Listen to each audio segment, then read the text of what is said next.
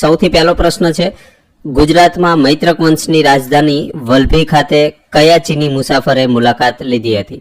એટલે કે મૈત્રક વંશની જે રાજધાની કઈ હતી? વલભી. તો આ વલભીમાં એક ચીની મુસાફરે મુલાકાત લીધી હતી. એ ચીની મુસાફરનું નામ છે યુએન સાંગ. ત્યાર પછી દાદા હરીની વાવ ગુજરાતના કયા શહેરમાં આવેલી છે? તો ગુજરાતમાં કયા શહેરમાં આવેલી છે? અમદાવાદ ખાતે દાદા હરીની વાવ આવેલી છે. ત્યાર પછી ત્રીજો પ્રશ્ન જોઈએ કે ગુજરાત રાજ્યમાં સહકારી ક્ષેત્રે અમૂલની સ્થાપનામાં ત્રિભુવનદાસ પટેલ સાથે બીજા કયા મહાનુભાવનું મુખ્ય યોગદાન હતું? તો તે મહાનુભાવનું નામ છે ડોક્ટર વર્ગીસ કુરિયન. ત્યાર પછી સુરપાણેશ્વર આવશે મિત્રો. સુરપાણેશ્વર અથવા સુલપાણેશ્વર, જો સુરપાણેશ્વર અથવા સુલપાણેશ્વર આ વન્યજીવ અભયારણ્ય જે છે તે કયા જિલ્લામાં સ્થિત છે? તો તેમાં જ આવશે નર્મદા જિલ્લામાં. ત્યાર પછી ભારતીય બંધારણમાં મુખ્યમંત્રીની સલાહથી રાજ્યપાલ દ્વારા મંત્રીમંડળની નિમણૂક કયા અનુચ્છેદ મુજબ થાય છે? તો તેમાં કયા અનુચ્છેદ મુજબ મંત્રીમંડળની નિમણૂક થાય છે? તો તેમાં જ આવશે અનુચ્છેદ નંબર 164. ત્યાર પછી દક્ષિણ ગુજરાતની ગંગા તરીકે કઈ નદીને ઓળખવામાં આવે છે? તો તેમાં જ આવશે દમણગંગા નદીને.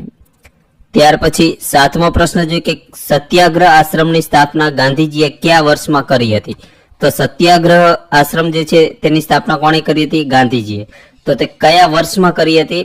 તો મિત્રો અહીંયા જો 4 ઓપ્શન અહીંયા છે જો, તો તેમાં આવશે 1917માં. કયા વર્ષમાં કરી હતી? 1917માં. ત્યાર પછી ગુજરાતમાં પ્રથમવાર રાષ્ટ્રપતિ શાસન કયા વર્ષમાં લગાવવામાં આવ્યું હતું? તો સૌ પ્રથમવાર ગુજરાતની અંદર રાષ્ટ્રપતિ શાસન લગાવવામાં આવ્યું હતું 1971માં. ત્યાર પછી ગુજરાતના સુવર્ણ અક્ષરે લખાયેલું બારડોલી સત્યાગ્રહ કયા વર્ષમાં થયો હતો?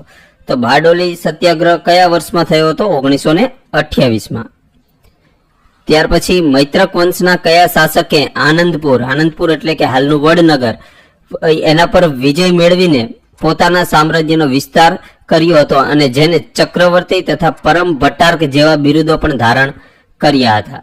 તો તે રાજવીનું નામ શું હતું? તે વંશના રાજવીનું નામ, તો તેમાં જ આવશે ધરસેન ચોથો. ત્યાર પછી ગુજરાત વિદ્યાપીઠની સ્થાપના કયા આંદોલન દરમિયાન થઈ હતી? તો ગુજરાત વિદ્યાપીઠની સ્થાપના કયા આંદોલન દરમિયાન થઈ હતી? અસહકાર આંદોલન દરમિયાન. ત્યાર પછી ગુજરાતનું કયું સ્થળ સાક્ષર નગરી તરીકે ઓળખાય છે? તો સાક્ષર નગરી તરીકે કયું સ્થળ ઓળખાય છે? નડિયાદ. ત્યાર પછી સરદાર સરોવર ડેમનો શિલાન્યાસ એટલે કે પાયો કયા વડાપ્રધાને મૂક્યો હતો? તો તેમાં જવાબ આવશે તે વડાપ્રધાનનું નામ છે પંડિત જવાહરલાલ નહેરુ. ત્યાર પછી 14મો પ્રશ્ન જોઈએ કે સંસદના બંને ગૃહની સંયુક્ત બેઠક બોલાવવાની સત્તા કોની પાસે હોય છે? તો સંસદની સંયુક્ત બેઠક બોલાવવાની સત્તા કોની પાસે હોય છે? રાષ્ટ્રપતિ પાસે. ત્યાર પછી ગીરાધોધ ગુજરાતના કયા જિલ્લામાં આવેલો છે? તો ગીરાધોધ કયા જિલ્લામાં આવેલો છે? ડાંગ જિલ્લામાં. ત્યાર પછી સિદ્ધરાજ જયસિંહના માતાનું નામ શું હતું? તો સિદ્ધરાજ જયસિંહના માતાનું નામ હતું મીનળ દેવી. ત્યાર પછી 17મો પ્રશ્ન જોઈએ કે સ્ટેચ્યુ ઓફ યુનિટીની ઊંચાઈ કેટલા મીટર છે? તો સ્ટેચ્યુ ઓફ યુનિટીની જે ઊંચાઈ જે છે કેટલા મીટર છે? 182 મીટર. ત્યાર પછી તાજેતરમાં ચર્ચામાં રહેલ G20 સમિટ બાદ G21માં કયા નવા સંઘને કાયમી સભ્ય તરીકે ઉમેરવામાં આવ્યા છે? તો કયો સંઘ નવો ઉમેરવામાં આવ્યો? આફ્રિકન યુનિયનને. ગુજરાતના કયા જિલ્લામાં અકીકનો ઉદ્યોગ મોટા પાયે વિકસ્યો છે? તો તેમ જ આવશે ખંભાતમાં. ત્યાર પછી બંધારણના કયા ભાગમાં રાજ્ય નીતિના માર્ગદર્શક સિદ્ધાંતો એટલે જેને DPSP નો સમાવેશ થયેલ છે? તો તેમાં કયો ભાગ આવશે?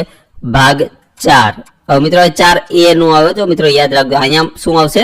4A માં આવશે ફરજો, પણ રાજ્ય નીતિના માર્ગદર્શક સિદ્ધાંતો આવશે ભાગ 4માં. ત્યાર પછી રોડ પર દોરાયેલ ઝિગઝેગ યેલો લાઇન્સ એટલે કે વાંકી ચૂકી પીળી રેખાઓ જે હોય છે એનો અર્થ શું થાય છે? તો ઝિગઝેગ પીળી લાઈન હોય છે એનો મતલબ શું થાય છે? તો તેના ઓપ્શન જો મિત્રો અહીંયા જોઈએ આપણે તેના ઓપ્શન, તો કે આ વિસ્તારમાં વાહન પાર્ક કરવું કે રોકવું એની સખત મનાઈ છે, એટલે ઓપ્શન એ સાચો જવાબ આવશે. ત્યાર પછી ત્રિકોણાકારના રોડ સાઇન બોર્ડ સામાન્ય રીતે કયા પ્રકારની માહિતી આપે છે? એટલે કે રોડ પર જ્યારે ત્રિકોણાકારના સાઇન બોર્ડ હોય છે એ સામાન્ય રીતે કઈ માહિતી આપે છે? તો તેમાં જવાબ આવશે ચેતવણી દર્શાવતી સૂચનાની માહિતી આપે છે. ત્યાર પછી વાહનમાં ESP નો મતલબ ઇલેક્ટ્રોનિક સ્ટેબિલિટી પ્રોગ્રામ, આ સિસ્ટમનું કાર્ય શું હોય છે? તો આ સિસ્ટમનું કાર્ય હોય છે કે જ્યારે તીવ્ર વળાંક કે લપસણા રસ્તા પર વાહનને સ્કીડ થતું અટકાવવી અને સ્ટેબિલિટી જાળવવાનું કામ આ કરે છે ESP. ત્યાર પછી ગોળાકાર રોડ સાઇન બોર્ડ શું દર્શાવે? એટલે કે રોડ ઉપર જ્યારે ગોળાકારમાં જે પણ સાઇન દર્શાવતી હોય છે તો તે સામાન્ય રીતે શું દર્શાવે છે? તો તેમાં જવાબ આવશે ફરજિયાત કે આદેશાત્મક સૂચનાઓ જે હોય છે તેને ગોળાકાર સાઇન બોર્ડમાં દર્શાવવામાં આવે છે. ત્યાર પછી બ્લાઇન્ડ કોર્નર પર વાહન ચલાવતી વખતે કઈ સાવચેતી રાખવી જોઈએ? તો જ્યારે બ્લાઇન્ડ કોર્નર પર તમે વાહન ચલાવો તો તેમાં સાવચેતી શું રાખવી જોઈએ? તો કે વાહનની સ્પીડ ધીમી કરવી, હોર્ન વગાડવો અને પોતાની લેનમાં જ રહેવું, લેન ક્રોસ કરવો નહીં. આ સાવચેતી ડ્રાઈવરને રાખવાની હોય છે. ત્યાર પછી 26મો પ્રશ્ન કે સન્માર્ગ શબ્દની સાચી સંધિ છોડો. તો સન્માર્ગ શબ્દની સાચી સંધિ છોડીએ તો તેમાં આવશે સત વત્તા માર્ગ. ત્યાર પછી યજ્ઞ કે પૂજામાં હોમવા કે ચડાવવા માટે રાંધેલું અનાજ, આને એક શબ્દમાં શું કહેવાય? તો તેને એક શબ્દમાં કહેવામાં આવે છે ચરો. ત્યાર પછી 28મો પ્રશ્ન ચતુરાનંદ શબ્દમાં કયો સમાસ રહેલો છે? તો ચતુરાનંદ સમાસ જે શબ્દ જે છે આ શબ્દમાં કયો સમાસ રહેલો છે? તો તેમાં જ આવશે બહુવ્રીહી સમાસ. ત્યાર પછી છંદ ઓળખાવો કે ધમાલ ન કરો જરાય નહીં નેન ભીના થશો. આ જે પંક્તિ આપેલી છે આ પંક્તિ કયા છંદની છે? પૃથ્વી છંદની. ત્યાર પછી 30મો પ્રશ્ન કૃતજ્ઞ શબ્દનો સાચો વિરુદ્ધાર્થી શબ્દ કયો છે? તો કૃતજ્ઞનો વિરોધી શબ્દ થશે કૃતજ્ઞી. ત્યાર પછી પૃથ્વી છંદનું બંધારણ એટલે કે જે ગણ હોય છે તે કયું હોય છે? તો પૃથ્વી છંદનું બંધારણ કયું હોય છે?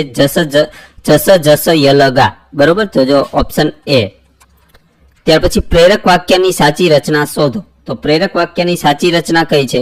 તો તેમાં શિક્ષક છાત્ર પાસે લેખ લખાવે છે. આ કેવું વાક્ય છે? પ્રેરક વાક્ય છે. ત્યાર પછી 33મો પ્રશ્ન કે અગસ્ત્યના વામના, આ રૂઢિપ્રયોગનો અર્થ શું થાય? તો આ રૂઢિપ્રયોગનો અર્થ થશે અશક્ય કે ખૂબ મોટું કામ કરી બતાવવું, જેને શું કહેવામાં આવે છે? અગસ્ત્યના વામના. ચોક્કસ શબ્દના કયા પ્રકારનું ક્રિયા વિશેષણ દર્શાવે છે? જો આ ચોક્કસ શબ્દ જે છે એ કયા પ્રકારનું ક્રિયા વિશેષણ બતાવે છે? તો તેમાં જવાબ આવશે નિશ્ચયવાચક ક્રિયા વિશેષણ. ત્યાર પછી 35મો પ્રશ્ન હું પોતે ત્યાં હાજર હતો, આ વાક્યમાં પોતે કેવું સર્વનામ છે? તો પોતે જે છે તે કેવું સર્વનામ છે? દર્શકવાચક સર્વનામ. ત્યાર પછી complete the sentence scarcely had the doctor arrived ખાલી જગ્યા ધ પેશન્ટ ડાયડ. તો આ ખાલી જગ્યામાં સાચો જવાબ આવશે ઓપ્શન બી વેન. યાની એટલે કે scarcely had the doctor arrived when the patient died. એટલે કે જ્યારે ડોક્ટર આવ્યા, ડોક્ટર પહોંચ્યા ત્યારે પેશન્ટ ડાયડ એટલે કે એક્સપાયર થઈ ચૂક્યું હતું. ત્યાર પછી select the correct active voice. તો પેસિવ વોઇસ નું વાક્ય આપેલું છે કે a song is being sung by her. તો આનું એક્ટિવ વોઇસ કયું બનશે? તો આનું એક્ટિવ વોઇસ બનશે she is singing a song. ત્યાર પછી fill in the blank he is senior ખાલી જગ્યા મી ઇન સર્વિસ. તો આ ખાલી જગ્યામાં સાચો જવાબ આવશે ટુ, એટલે કે હી is senior to me in service. ચલો આગળ વધીએ આપણે. એન્ટોનિયમ ઓફ ટ્રાન્સપરન્ટ. તો ટ્રાન્સપરન્ટ નો એન્ટોનિયમ એટલે વિરુદ્ધાર્થી. તો ટ્રાન્સપરન્ટ નો વિરુદ્ધાર્થી શું થાય? તો તેમાં જ આવશે ઓપેક્યુ. ઓપેક્યુ એટલે કેવું થાય? એનું ટ્રાન્સપરન્ટ નું વિરુદ્ધાર્થી થાય. ત્યાર પછી choose the correct collective noun. તો અ ખાલી જગ્યા ઓફ વોલ્વ્સ. બરોબર, તો આમાં કલેક્ટિવ નાઉન આપણે મૂકવાનું છે. તો આમાં કલેક્ટિવ નાઉન કયું આવશે? પેક, એટલે કે ઓપ્શન સી. ત્યાર પછી ક્વેશ્ચન ટેગ મેં કહો કે હી હાર્ડલી એવર કમ્પ્લેન્સ ખાલી જગ્યા.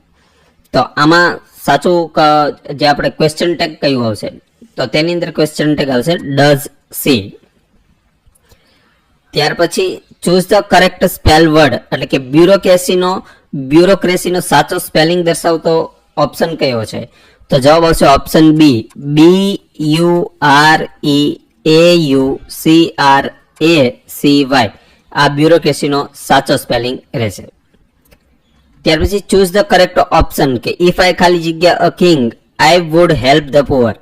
તો આ ખાલી જગ્યામાં આપણે ક્રિયાપદ મેકવાનું છે, એટલે કે હેલ્પિંગ વર્બ જે હોય છે તો આમાં હેલ્પિંગ વર્બ આવશે વેર, એટલે કે if I wear a king. એટલે આ ક્રિયાપદ મિત્રો કેવું છે કે આઈ સાથે વેર ક્યારે આવે, તો એના માટે મિત્રો એક કોન્સેપ્ટ જે છે એ કોન્સેપ્ટ ક્યારેક હું તમને લેક્ચર લઈશ ને ત્યારે હું તમને સમજાવી દઈશ કે જ્યારે ઇફ લખ્યું છે કે if I wear a king, આનો ગુજરાતી શું થાય કે જો હું રાજા હોત તો I would help the poor, તો હું ગરીબોને મદદ કરે.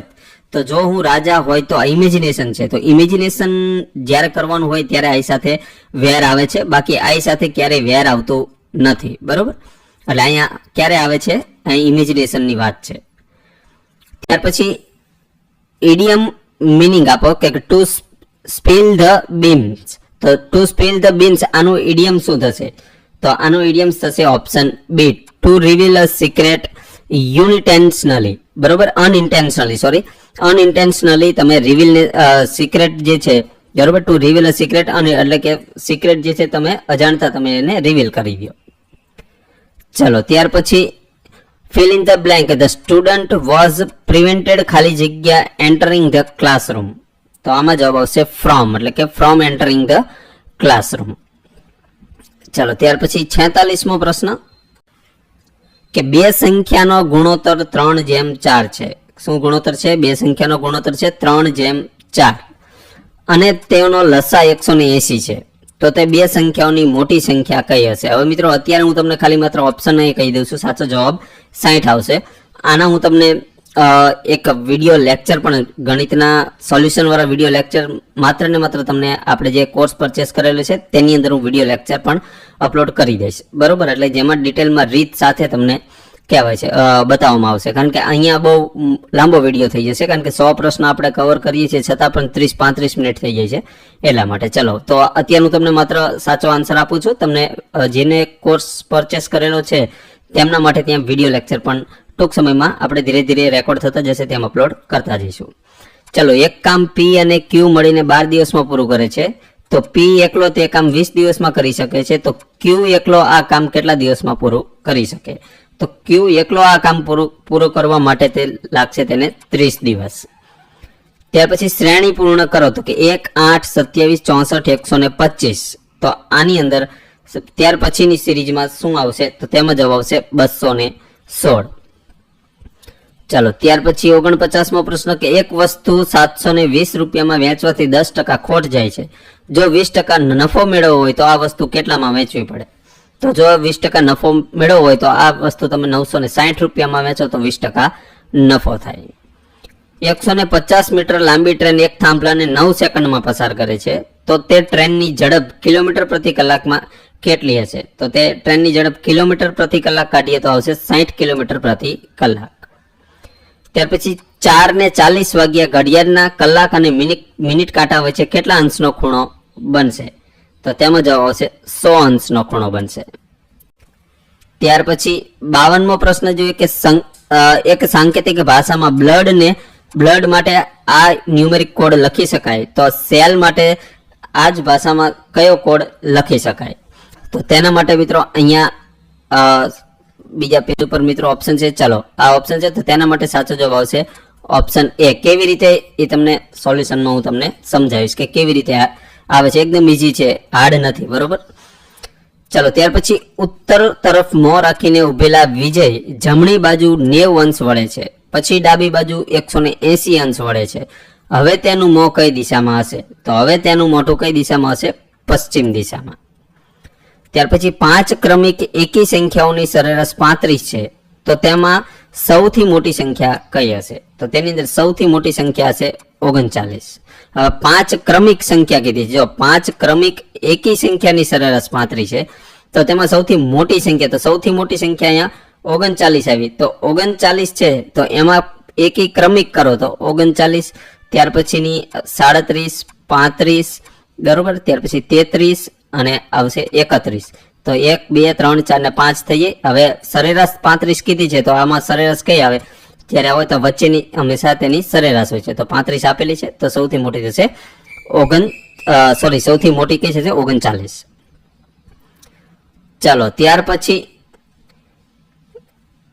પછીનો પ્રશ્ન છે કે જો a એટલે પ્લસ લખાય, b ને માઇનસ લખી શકાય, c ને મલ્ટીપ્લાય લખી શકાય અને d ને ડિવાઇડેડ લખી શકાય, બરોબર, તો 18c 4a 12d અને 6b 5 બરાબર કેટલા થાય? એટલે કે અહીંયા જે આલ્ફાબેટ છે એની જગ્યાએ તમારે નિશાની મૂકવાની છે, જેનું સમીકરણ આપણને ક્વેશ્ચનમાં આપેલું છે. અને ત્યાર પછી આ સમીકરણને ભાગુસભાના નિયમથી આપણે તેને સોલ્વ કરવાનું છે. તો તેની અંદર સાચો જવાબ અત્યારે કયો બને? આપણે 69.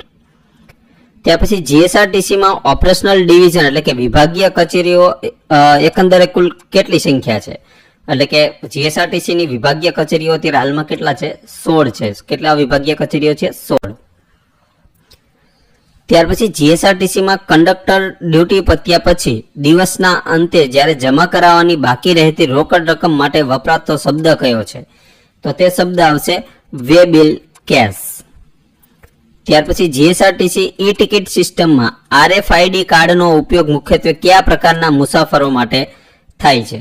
તો તેમાં જવાબ આવશે કે જ્યારે પાસ ધારક વિદ્યાર્થીઓને કન્સેશન ધરાવતા મુસાફરો હોય તેમના માટે આ આરએફઆઈડી કાર્ડનો ઉપયોગ થાય છે. હવે આરએફઆઈડી કાર્ડ શું હોય છે? કે જે પાસ ધારક વિદ્યાર્થીઓ હોય અથવા તો જેને કન્સેશન ધરાવતા જેની પાસે પાસ હોય તો તેમને લાઇનમાં ન ઊભું રહેવું પડે, માત્ર તે ટેપ કરીને તે ટિકિટ સ્વાઇપ કરી શકે, એટલે ટિકિટ મેળવી શકે ટેપ કરીને. એ માટે આ આરએફઆઈડી કાર્ડનો ઉપયોગ થાય છે.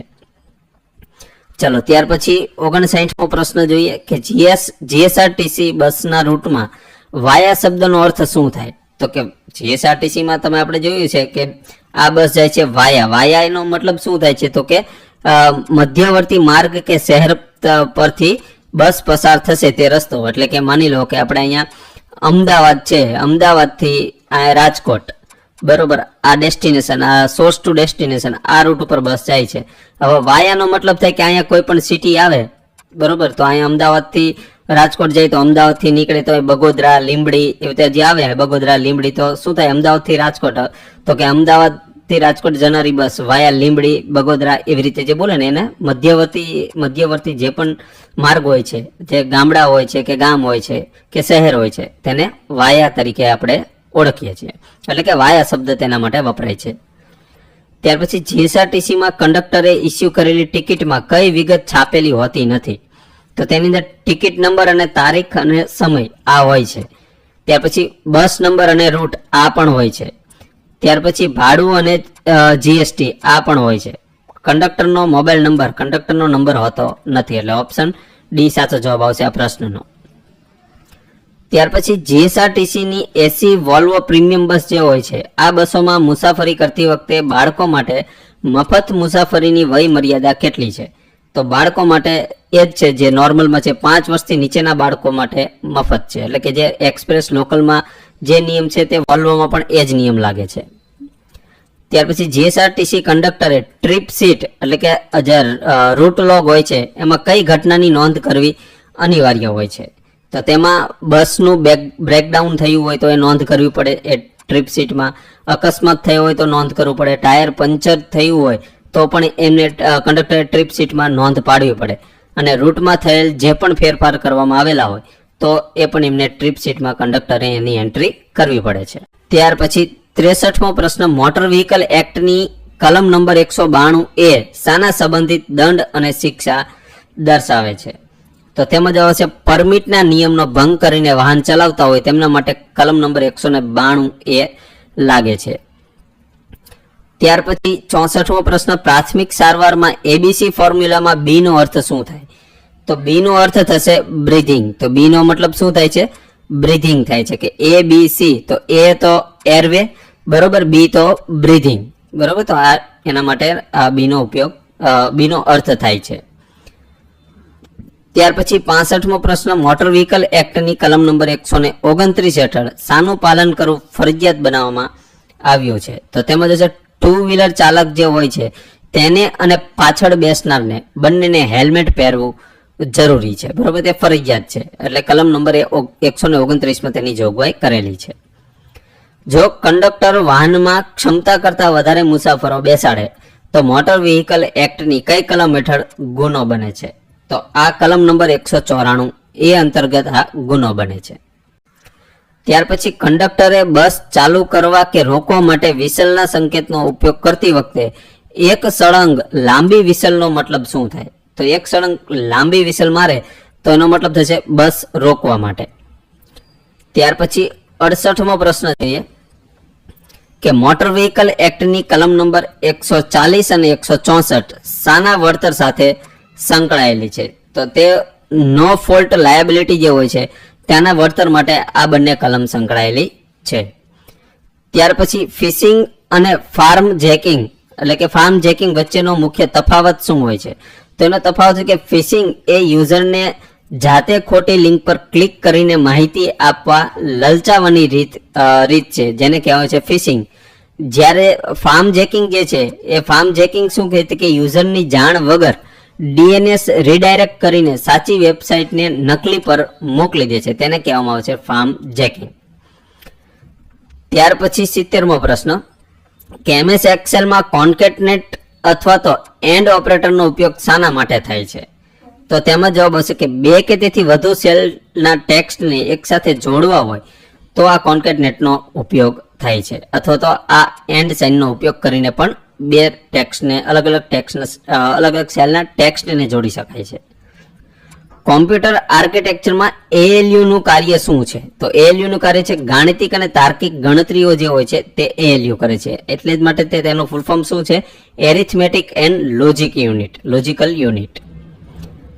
ત્યાર પછી 72મો પ્રશ્ન કે કુકી ઇન્ટરનેટ બ્રાઉઝિંગમાં શાના માટે વપરાય છે? તો જો કુકી જે છે તે ઇન્ટરનેટ બ્રાઉઝરમાં શેના માટે વપરાય છે? તો કે યુઝરના બ્રાઉઝિંગ સેશન હોય છે, એટલે કે બ્રાઉઝિંગ સેશન એટલે શું કહેવાય કે તમે જ્યારે બ્રાઉઝર ઓપન કરો એટલે એક સેશન ક્રિએટ થાય છે અને એ સેશનની અંદર તમે જે પણ ગતિવિધિ કરો છો તે સેશનમાં રેકોર્ડ થાય છે, એ ટેમ્પરરી.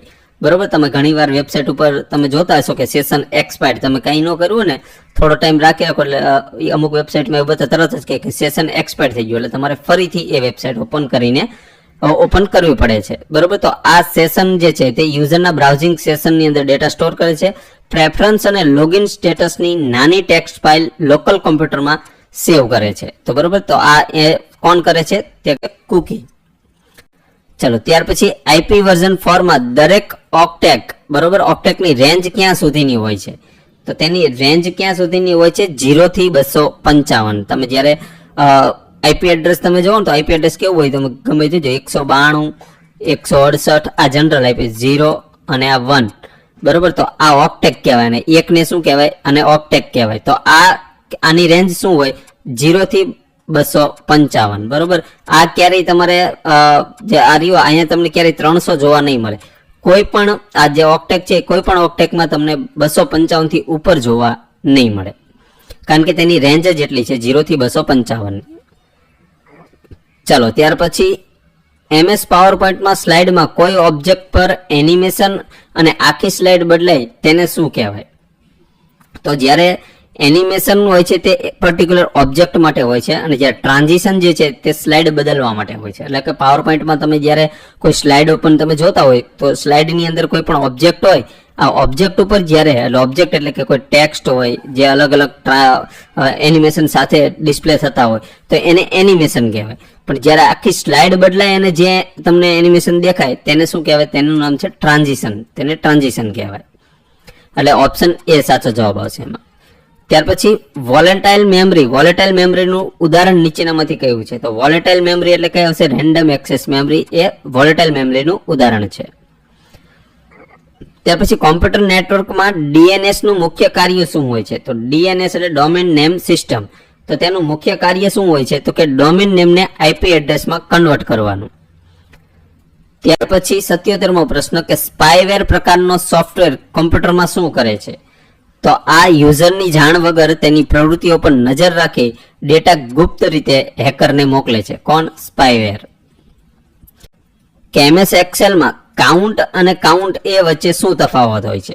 તો ઓપ્શન એ જવાબ આવશે. જો કાઉન્ટ જે છે તે માત્ર સંખ્યા ધરાવતા સેલ ગણે છે, એટલે કે એક્સેલ ની અંદર જેટલા પણ સેલ ની અંદર ડેટા છે માત્ર સંખ્યા ધરાવતા હશે, એટલે કે ન્યુમેરિક વેલ્યુ હશે એ જ સેલ ને તે કેલ્ક્યુલેટ કરશે. જ્યારે કાઉન્ટે જે છે તે ટેક્સ્ટ અને નંબર બંને જે ધરાવતો સેલ હોય, બરોબર, તો નોન એમ્પ્ટી હોવો જોઈએ, એટલે કે તે ખાલી ન હોવો જોઈએ, ભરેલો હોવો જોઈએ, તો પણ એ સેલને કાઉન્ટ કરશે.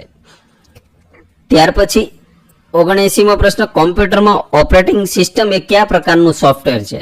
તો ઓપરેટિંગ સિસ્ટમ જે છે તે કેવા પ્રકારનું સોફ્ટવેર છે? તો તેમાં આવશે સિસ્ટમ સોફ્ટવેર છે. કેવું સોફ્ટવેર છે? System software. ત્યાર પછી ફાયરવોલ કઈ બંને વસ્તુઓ વચ્ચે સુરક્ષા દિવાલ તરીકેનું કામ કરે છે? તો ફાયરવોલ જે છે તે કયા સુરક્ષા દિવાલ વચ્ચેનું કામ કોણ કરે છે? તો તેમાં જશે ઇન્ટરનેટ પ્રાઇવેટ નેટવર્ક અને એક્સટર્નલ પબ્લિક નેટવર્ક. આ બંને વચ્ચેનું કામ કરે છે કોણ? ફાયરવોલ. સુરક્ષા માટે, એટલે કે સુરક્ષા દિવાલ તરીકે તે કામ કરે છે. ત્યાર પછી 81મો પ્રશ્ન, નીચેનામાંથી કયું અલ્ગોરિધમ કે પદ્ધતિ ડેટા એન્ક્રિપ્શન માટે વપરાય છે? તો તેમાં જવાબ છે AES અને RSA. ત્યાર પછી 82મો પ્રશ્ન, કોમ્પ્યુટરમાં કેશ મેમરી ક્યાં સ્થિત હોય છે? તો કોમ્પ્યુટરની અંદર કેશ મેમરી જે હોય છે તે કઈ જગ્યાએ જોવા આપણને મળે છે? ઓપ્શન એ માં, એટલે કે પ્રોસેસર અને રેમ ની વચ્ચે. તો કે પ્રોસેસર અને રેમ હોય છે તેની ચિપ્સ હોય છે ને, જે ચિપ્સ, એ ચિપ્સ ની અંદર આ કેશ મેમરી સ્ટોર થતી હોય છે. તે પછી ઈમેલ પ્રોટોકોલમાં SMTP નું પૂરું નામ શું છે? તો સિમ્પલ મેલ ટ્રાન્સફર પ્રોટોકોલ, SMTP, એટલે કે ઓપ્શન એ સાચો જવાબ આવશે. ત્યાર પછી MS વર્ડમાં હેડર અને ફૂટર કયા મેનુ અથવા તો ટેબમાં જોવા મળે છે? તો જે હેડર અને ફૂટર તમને આપણને ક્યાં જોવા મળે છે MS વર્ડ ની અંદર? તો ઇન્સર્ટ ટેબ ની અંદર. ત્યાર પછી માલવેર શબ્દ શાનું ટૂંકું રૂપ છે? તો માલવેર શબ્દ જે છે તે શેનું ટૂંકું રૂપ છે? તો તેમાં જવાબ આવશે મેલિશિયસ સોફ્ટવેર. શેનું ટૂંકું રૂપ છે? મેલિશિયસ સોફ્ટવેરનું. ત્યાર પછી કોમ્પ્યુટર હાર્ડવેરમાં બાયોમેટ્રિક સેન્સર કયા પ્રકારનું ડિવાઇસ છે? તો બાયોમેટ્રિક સેન્સર છે, બરોબર. તો આ સેન્સર શું કરે? એ સેન્સ કરશે તમારો જે પણ અંગૂઠો હોય છે, બરોબર, કે તમારી આંખ હોય, એ સેન્સ કરે, એટલે કે ડેટા શું લે છે? ઇનપુટ કરે છે. તો કેવું ડિવાઇસ છે? તે ઇનપુટ ડિવાઇસ છે. ત્યાર પછી MS વર્ડમાં પેજ બોર્ડર ઉમેરવા માટે કયા મેનુમાં જવું પડે? તો પેજ બોર્ડર ઉમેરવી હોય તો તે આવશે MS વર્ડમાં ડિઝાઇન મેનુમાં. ત્યાર પછી 88મો પ્રશ્ન જોઈએ કે કોમ્પ્યુટરમાં કંટ્રોલ Z અને કંટ્રોલ Y નો ઉપયોગ ક્રમશઃ શેના માટે થાય છે? તો કંટ્રોલ Z અન્ડુ માટે અને કંટ્રોલ Y રીડુ માટે થાય છે. ત્યાર પછી ગુજરાતના ભૂરચનાત્મક પરિપ્રેક્ષમાં નીચેના વિધાનો ધ્યાનમાં લો. તો તેમાં પહેલું વિધાન છે કે કચ્છનો ઉત્તર પશ્ચિમ વિસ્તાર ઇઓસીન અને ઓલિગોસીન યુગની ચૂનાના પથ્થરોની ખડકમાળા ધરાવે છે. તો આ વિધાન પહેલું છે. બીજું વિધાન છે સૌરાષ્ટ્રનો ઉચ્ચ પ્રદેશ મુખ્યત્વે ક્રિટેશિયસ યુગના ડેક્કન ટ્રેપ, એટલે કે લાવા ફ્લો માંથી બનેલું છે, એટલે કે સૌરાષ્ટ્રનો ઉચ્ચ પ્રદેશ જે છે તે લાવાથી બનેલો છે એવું કહેવા માંગે છે. ત્યાર પછી ત્રીજું વિધાન છે ગુજરાતના જે કાંપનો મેદાની ભાગ છે તે માત્ર પ્લાઇસ્ટોસીન અને નૂતન યુગની જમાવટ દર્શાવે છે. તો આ ત્રણ વિધાન જે છે, આ ત્રણ વિધાનમાંથી સાચા વિધાન આમાંથી કયા છે? તો તેની અંદર સાચો જવાબ આવશે મિત્રો અહીંયા પહેલું, બીજું અને ત્રીજું, આ ત્રણેય વિધાનો સાચા છે, એટલે કે આમાં જવાબ આવશે ઓપ્શન ડી, બરોબર. આ ઓપ્શન ડી જે છે ત્રણેય વિધાનો સાચા. ત્યાર પછી 90મો પ્રશ્ન, કચ્છની ટેકરીઓની ધારા અને તેના સર્વોચ્ચ શિખરો સંબંધે કયું જોડકું યોગ્ય નથી? તો યોગ્ય નથી તે જોડકું કયું? તો કે વાગડની ટેકરીઓ જેમાં ભુજિયો ડુંગર આવેલો છે તે આ જોડકું યોગ્ય નથી, એટલે કે આ જોડકું ખોટું છે. બાકી સાચા શું છે કે ઉત્તર ધારા, તો એમાં કાળો ડુંગર આવેલો છે ઉત્તર ધારમાં, મધ્ય ધારમાં ધીણોધર આવેલો છે, દક્ષિણ ધારમાં નનામો ડુંગર આવેલો છે. વાગડની ટેકરીઓ આ ભુજિયો ડુંગર એ આવેલો નથી, બરોબર. ચલો ત્યાર પછી 91મો પ્રશ્ન કે તટીય ભૂ આકૃતિની દ્રષ્ટિએ ખંભાતના અખાત સંદર્ભે નીચેના વિધાનોમાંથી કયું વિધાન સત્ય છે? તો તેમાં જવાબ આવશે ઓપ્શન સી, ખંભાતનો અખાત એ એક ક્ષતિ ઘાટીના કારણે બનેલી અતિ ભારતીય સંરચના છે, બરોબર. તો આ ઓપ્શન સી સાચો જવાબ આવશે. ત્યાર પછી 92મો પ્રશ્ન જોઈએ કે ગુજરાતની જમીન અંગેના નીચેના વિધાનો ચકાસો.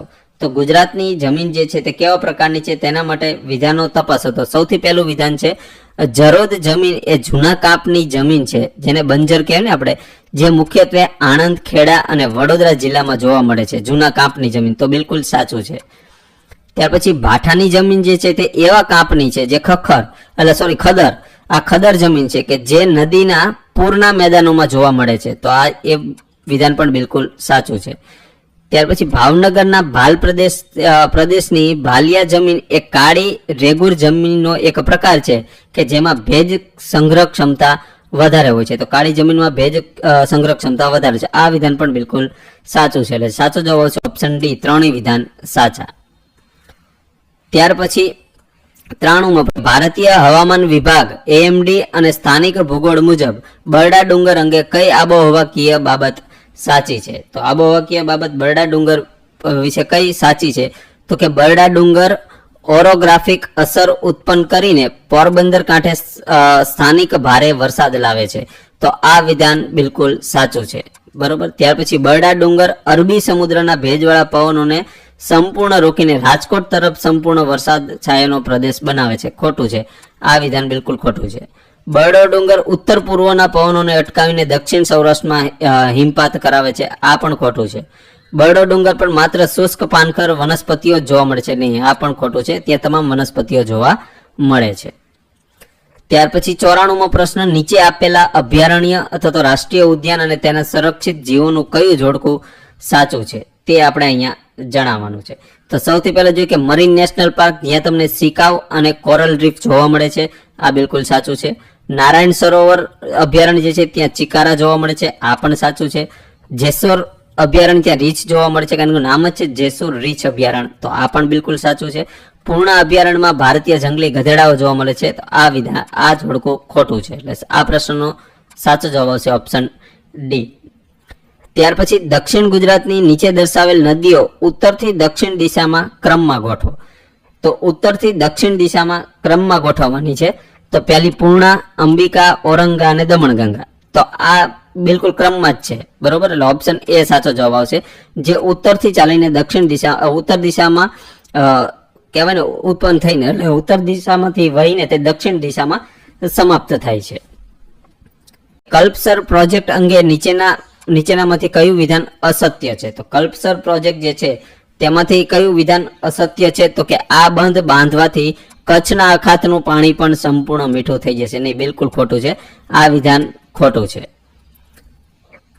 આમાં મિત્રો સાચા વિધાન છે. આ તમારે સાચા વિધાન આપણે આ પ્રોજેક્ટ અંતર્ગત ખંભાતના અખાતમાં 30 કિલોમીટર લાંબો ડેમ બનાવીને વિશ્વનું સૌથી મોટું મીઠા પાણીનું જળાશય બનાવવાનું આયોજન છે આ કલ્પસર પ્રોજેક્ટમાં. તો આ વિધાન બિલકુલ સાચું છે.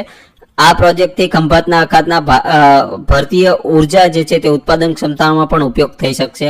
આ પણ વિધાન સાચું છે. અને આ યોજના દ્વારા સૌરાષ્ટ્ર અને મધ્ય ગુજરાત વચ્ચે પરિવહન પણ અંતર ઘટી જશે. તો આ વિધાન પણ સાચું છે. કારણ કે અહીંયા તમે આમ આપણને જોવા મળે છે ને આ ગુજરાત જે છે આવી રીતે આમ ગુજરાત, તો અહીંયા છે આ ખંભાતનો અખાત છે. તો અહીંથી કલ્પસર યોજના એટલે કે આ સૌરાષ્ટ્ર અને આ ગુજરાત, આ મધ્ય ગુજરાત, અહીંયા સીધો કોરિડોર એટલે કે ડાયરેક્ટ રસ્તો બની જશે. આમથી આમ જવું નહીં પડે. આ આયોજન છે કલ્પસર પ્રોજેક્ટમાં. ત્યાર પછી 97મો પ્રશ્ન જોઈએ કે કાદવના જ્વાળામુખી તરીકે ઓળખાતી ડિયામંડ ભૌગોલિક રચનાઓ ગુજરાતમાં ક્યાં જોવા મળે છે?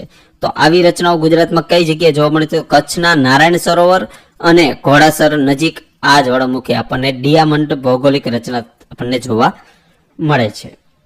ત્યાર પછી 98મો પ્રશ્ન, સાબરમતી નદીના અપવાહ તંત્ર સંદર્ભે વિધાન ભૂગોળની દ્રષ્ટિએ સાચું નથી. તો તે કયું વિધાન સાચું નથી? તો તેમાં સાચો જવાબ આપેલું છે કે સાબરમતી નદી રાજસ્થાનના ઉદયપુર જિલ્લાના અરવલ્લી પર્વતમાંથી ઢોળાવમાંથી ઢેબર સરોવર નજીકથી નીકળે છે. તો આ વિધાન ખોટું છે. કારણ કે અહીંયા છે છોટા ઉદેપુર નહીં આવે. બરોબર.